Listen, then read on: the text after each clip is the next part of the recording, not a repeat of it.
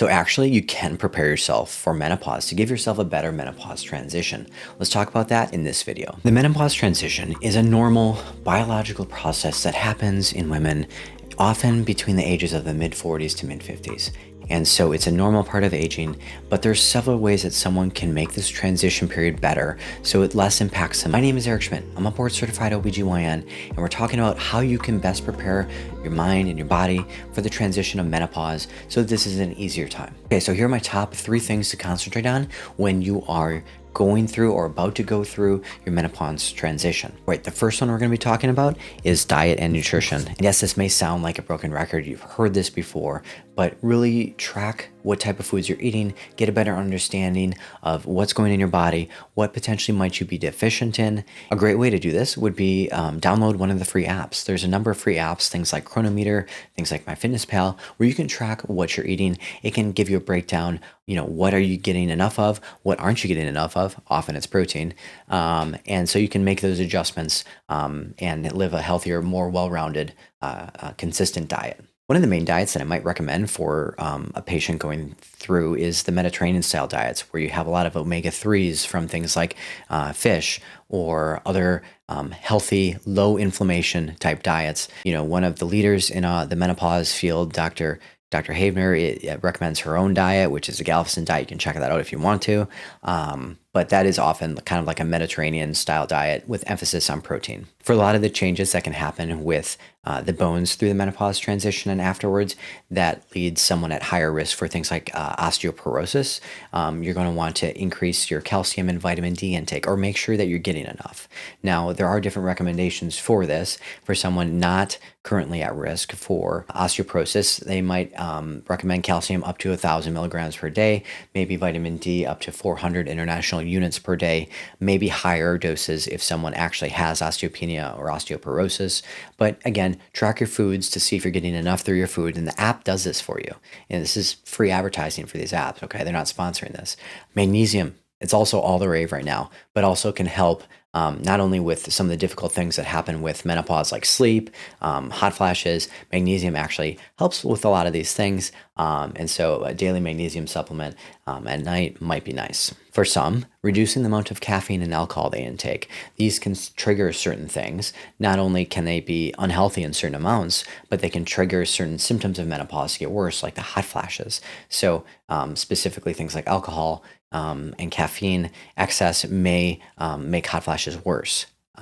Same goes for spicy foods, but that's more of are you used to spicy foods or not? Spicy foods might trigger menopause type symptoms with hot flashes for some, not everyone. So unfortunately, what I hear about a lot with my patients is that menopause really affects sleep, and this is known. And so what you want to do before a lot of this thing has happened is to really perfect your own sleep hygiene, your own sleep schedule. Because the more you know about your body and your sleep habits and perfecting that system, if obstacles come along, you're going to know how to best combat it and get back to your new normal, because we all know how much sleep deprivation can cause as far as our own mental and physical health. It's devastating. And so really concentrate on sleep, perfect your own sleep schedule, hygiene before this transition, because if you don't, it's only going to be harder. The second point we're going to be making, activity. Now, again, a stronger body, stronger mind is going to help you. So engaging in regular exercise, 30 minutes per day, of a combination of aerobic or cardio type exercise and also weightlifting exercise. Can't emphasize enough how much resistance / weight training is important for the body, not only to make bones stronger, to increase the muscle mass, because again, this transition of menopause is going to affect these things. So the better baseline that you have going into it, the better off you're going to be and the better you're going to feel. And so again, sounds like you've heard this probably before, but I can't emphasize enough how important this is, especially the weight training and cardio, and a combination of both.